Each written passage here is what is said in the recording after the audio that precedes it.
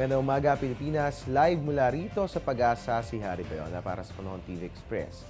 Mga kabayan, sa pag-iral nga po ng Intertropical Convergence Zone o ITCZ, mahalagang malaman kung hanggang kailan ito makaapekto sa ating bansa.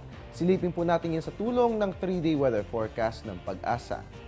Unahin po natin sa Baguio, ang mararanasan pong panahon dyan bukas, mga kababayan, maulap at maulan. Magpapatuloy po ang ganyang panahon hanggang sa darating na Wednesday. Dito naman po sa atin sa Metro Manila, magiging maulap at maulan din po ang ating panahon bukas. Magpapatuloy po ang ganitong weather hanggang sa darating na Miyerkules. Kung dalhin po natin ang ating mga payong.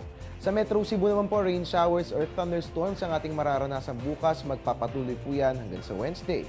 At sa Metro Davao, fair weather naman po ating mararanasan bukas. Magpapatuloy po ang magandang panahon hanggang sa darating na Miyerkules. At bilang panghuli, sa Zamboanga magiging maulan ang ating panahon bukas hanggang sa Tuesday. Pero huwag po kayong mag-alala dahil pagsapit po ng Wednesday ay gagandang muli ang ating panahon. At yan nga po ang 3-day weather forecast natin sa atin ng Pag-asa.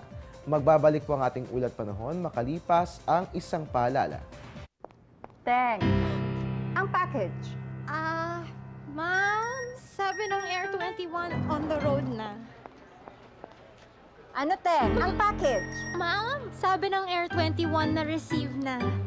Okay, very good. Basta padala, sagot ka ng Air 21. May real-time delivery updates via text para worry-free ka. Teng, ang package, napadala mo na? Yes, ma'am, sa Air 21. Sa Air 21, sagot ko, padala mo. At mga kababayan, yan nga po ang mga binantayan nating balita ngayong umaga ng linggo.